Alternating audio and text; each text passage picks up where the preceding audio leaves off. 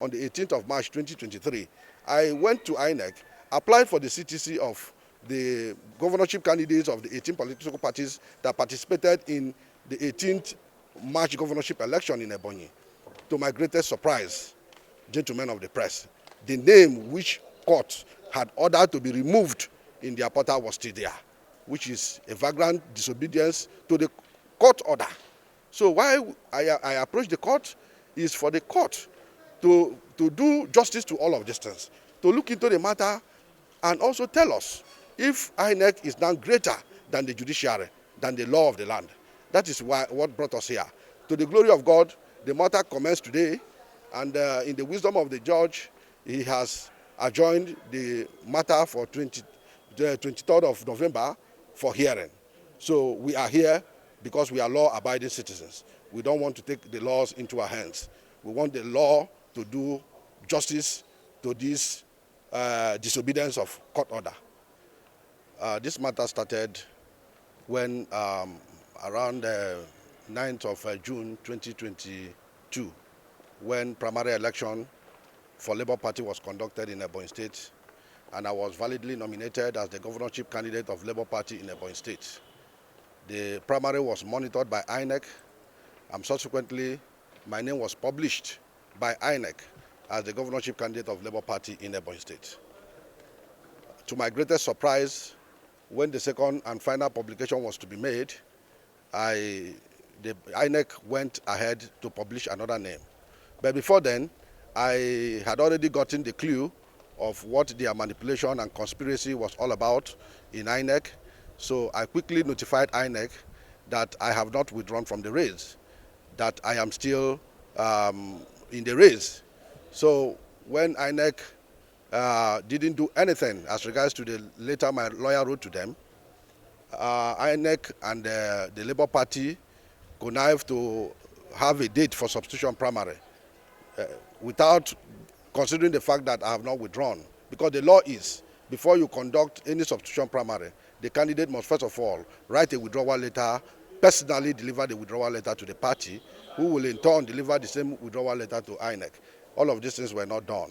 So when I saw the level of conspiracy, I approached the Federal High Court, Abakaliki. As God may have it, their substitution primary came on the 2nd of August. Then the court judgment came on the 3rd of August that nullified the primary they conducted and affirmed me the governorship candidate, because the judge there, Justice Rayman, was very explicit in his judgment. He ordered INEC to remove whatever name they have in their portal. And the name they have in their portal is Architect Edward Nkwegu Okereke. They ordered INEC to remove the name and put my name, Eze Oko, as the governorship candidate of Labour Party because I have not withdrawn. They were not satisfied with that judgment. They had to appeal that judgment. So at the Court of Appeal Enugu, their suit was dismissed, affirming that I am the governorship candidate. They were still not satisfied with that judgment of the Court of Appeal Enugu. They went further to Supreme Court. To the glory of God, that's Labour Party. Labour Party. So as God may have it, I also defeated them in Supreme Court, which is the last court in Nigeria. And in all of these judgments that came, I instructed my lawyers to write to INEC, notifying INEC of the judgment in my favor. And that was done, sir. Here is the acknowledgement of all the judgment from the Federal High Court to the Supreme Court and the notification to INEC that was duly served to INEC. So I was still not, because I was very, very inquisitive as at that time, so I had to come down to Abuja myself, went to INEC with the judgments that INEC acknowledged, met with a woman, they said is the HOD legal department, named Mrs. Babalola. I met her with my colleagues. I told her that look at the position of the law, and the INEC has been duly served. So to my surprise, she said that nobody can compel her to do whatever we want her to do. I said, we are not pushing you to do. We are simply saying you people should obey the judgment of the court, because INEC is a creation of the law. INEC is not above the law. Then the woman became very, very upset and all of that. So I didn't stop there. I went up to meet with the commissioner of the legal department. I met her. I brought out my documents, my judgments to her. She went through all the judgment and said, please, I should not be distracted by whatever is happening here. That I should go down to Ebonyi and continue my campaign, that I am the governorship candidate. If by the special grace of God, Labour Party wins in that state, that I will be the governor to be sworn in. So with that, I left. She promised that the needful was to be done. So I went and commenced my campaign, my rallies and all that. To my greatest surprise, INEC continued to allow that name, Architect Edward Okwego, to remain in their portal. So with this, my people, my voters, my supporters were confused. How can you be campaigning that you are the candidate and INEC is showcasing a different name in their portal? This caused a lot of harm, a lot of damage to my political ambition. This suit basically is against INEC, the Independent National Electoral Commission. Now, my client here was a candidate, was a gubernatorial candidate of the Labour Party in the just concluded election. Election concluded recently. I think that election took place on the 18th day of March, 2023. So he participated and he emerged the gubernatorial candidate of the Labour Party. And as a matter of fact, his name was initially published by INEC. While he was campaigning, doing all that it requires to secure his victory at the general election, he saw that his name was supplanted with entirely a different person. On noticing that, he wrote to INEC. INEC could not advance any reason for the unlawful substitution of his name. And consequently, my client ran to the Federal High Court. And of course, as you all know, the court is the last hope of the common man.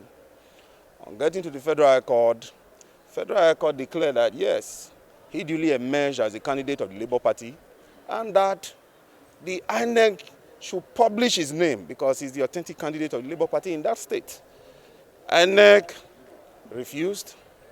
Instead of complying with that order, INEC and the then national chairman of the party, they appealed against that judgment to the Court of Appeal.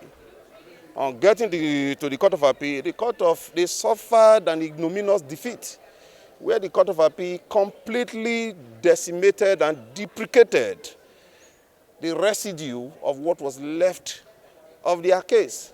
And as a result, our client again was also further affirmed as the authentic candidate, gubernatorial candidate of the party. Now, further dissatisfied, they approached the Supreme Court. And the Supreme Court also dismissed the appeal against our client's victory. And INEC was further ordered or directed to comply with the judgment of the Federal High Court and publish our client's name. But as they would have it for reason best known to them, they refused to comply with all this order. And indeed, the election took place. All this event we have chronicled took place before the election. Now, on the election day, my client could not now participate because, as INEC had a different name, even in the formiciate E, that showed the declaration of the result, he was not the one. It was a different person that was there. Now the election has come and gone. Will the law now fold his hand and allow our client who has expended so much resources to participate, obtain the nomination form, secure the confidence of the members of the party who voted him, who nominated him as their candidate, and to further now participate or campaign in the general election? It's expended a lot of money to move from Federal High Court to the Court of Appeal to the Supreme Court. The principle is, ubi jus ibi remedium. The question is, does my client have a right here? Yes. If he has a right, is there a remedy? Yes, there's a remedy. So he cannot now be allowed to fold his hand and go empty-handed. He cannot now be asked to be declared, the governorship candidate of Labour Party in Ebonyi State because the election has since come and gone. Our client verily believed that if he had participated in that election, he would have won that election.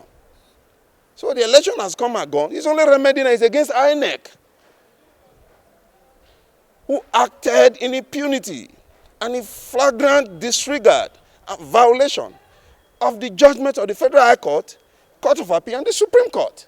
The court will not close his eyes and allow an institution like INEC to treat the order of the court, the judgment of the court, in utmost discontent. No, the law will not fold his hands over that. So this man cannot be allowed to walk away without remedy. So he has now come against INEC to seek remedy in law. And that remedy is very simple. He's saying now that you stopped me from participating in the election against the judgment of the Federal Court of Appeal and the Supreme Court. So you are not liable to me in damages. And this being the first of its kind, I think we have positioned our law properly, and we position INEC to have respect for the institution that has been created by law. As you understand, the order of the court are not made for the sake of making. They are meant to be obeyed. When the court make an order or a judgment is declared, it must be obeyed by all parties. INEC owe it a duty. And there were parties in all those cases that moved from the Federal Court to the Supreme Court. You know, the sad part of it is that after the election, my client applied for a certified true copy of the list of candidates for Ebonyi State. And his name was not there. They certified it. So, meaning it was a deliberate, calculated, orchestrated attempt by INEC. So what the remedy you said damages? Yes. Our client is seeking damages in monetary compensation in the form of 50 billion naira against INEC. 50 billion naira, that is what our client is seeking. You know, narrowly, I even told you 50 billion is too small compared to the humongous and colossal havoc that INEC have wreaked. That amount is even too small. But as would have it, we want the court to look at the matter head on, because we believe that our client have a right. It shouldn't always be that, oh, this has not been done before. We know that there are not too many cases along this line. But like Donny said, Lord Denny of blessed memory, once said, and I agree with his deposition, he said, what is the argument on the other side? That there is no case in which it has been done before. He said, but if the court never do anything which has never been done before, he said, then the society will move forward. The law will remain in one place and it will be bad for both sides. This is the first time. The court will be called upon because this will help stem the tide of impunity in most of our institutions in this country. We don't have strong institutions. Are you of the opinion that the court will do justice to this demand? I verily believe that the court will do justice to it. On a final note, yes, sir. What did the court say? No, the court said, as you can see, today was the first time the matter came up before this court. And the court confirmed if all the parties have been served. And we said, yes, they have all been served. So, by the rules of court, they are entitled to 30 days to file their responses. So, consequently, the matter was adjourned. The matter has now been formally adjourned for hearing. So, on the next day, the matter is slated for hearing.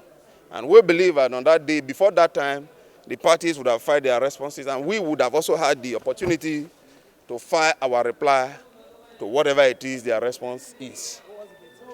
The date is the 23rd day of November. That's the return date. Based on the crisis in the Labour Party. Yes. So which notice? No, I'm not aware of any crisis in the party. But what I understand is that Labour Party has been served.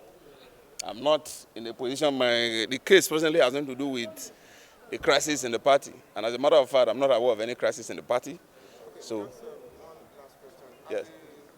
Will you and your client be open to a form of out-of-court settlement if the respondents make the... Well, I do not want to. I've not discussed that with my client, and I do not want. And INEC themselves have not made such offer. So I do not want to preempt what my client will say. But when we get to the breach, we will cross it. It's a commonplace phenomenon in Nigeria since last year. 2022, the crisis in the Labour Party. Of course, it stemmed from the illegality. That illegality has culminated in what you find today. So we had a situation where party leadership, then under Abure, had refused absolutely to obey legal processes. You've seen a case where people had won valid primaries as candidates, and they were substituted illegally, where all manner of documents were forged and uploaded in the INEC portal, similar to what we have found again even recently. So Splendor Okoeze's case has become a phenomenon when it comes to this kind of illegality. And as to how best the legal institutions in Nigeria can deal with the issues of political matters, criminal issues. So for the Labour Party, the party is complicit in this offense, like you are aware, because the two defendants here, INEC on the one hand, the Labour Party on the other hand. So, but for the party, like you are aware, it is the party that uploads information in the INEC portal.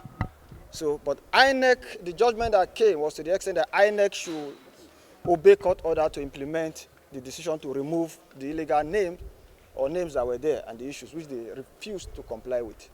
So basically this is the position. So the party's position, like we said, the party is complicit in the offense. The party has been joined in this matter with INEC and damages are being demanded. Now, sir, when you say the party, under which leadership? Now the party under the leadership of Abure as at that time, because this matter took place in 2022, stroke early 2023. Like you are aware, Abure was restrained on the 5th of April 2023. And this is the same matter upon which Julius Abure and 3 other National Working Committee members were restrained. Umar Farouk Ibrahim, the then National Secretary, Abure, then National Chairman, Ojukwu Clement, then National Organizing Secretary, Ulicho Opara, then National Treasurer. So this is the same matter. So obviously, I think there's justification right now, because to the point where it is now on record from the certified true copy that was obtained in July this year, 2023, from INEC, to show that all the judgments that were validly given by the court, High Court, Appeal Court, Supreme Court, were not obeyed. So in that case of Abure's indictment, like you are aware, the Nigeria Police Force Criminal Investigation Department conducted the investigation on this matter, because the counsel of the candidate had to apply to obtain certified true copies of what was uploaded from the party secretariat to INEC portal. So it was those evidences that unveiled these issues to find out that a withdrawal letter was falsely written with fake signature. The FCT High Court affidavit were forged. The court seal, so many issues. So all these things are in evidence. And for those of you who are close to us and the world, we have given that document, Compendium 57. There it contains all the forged documents as regards this matter. So, but finally, the candidate himself now, who is the authentic candidate, notwithstanding that the elections have come and gone, is now seeking redress. I think they have to be redressed. And also, this should serve as a deterrent ultimately at the end of the processes, that when the court in Nigeria gives order, I mean, there should be implementation. And again, going further from here, we are going to the Inspector General of Police even right now as part of this matter to continue some of the processes we have instituted against the leadership then, Abure and his cohorts, for redress. So it's a matter that has come to the fore. And I hope particularly the fourth estate of the realm, the media, the press, we pray that you follow us along this line so that the world will know, so that we can begin to rewrite certain injustices that have been done.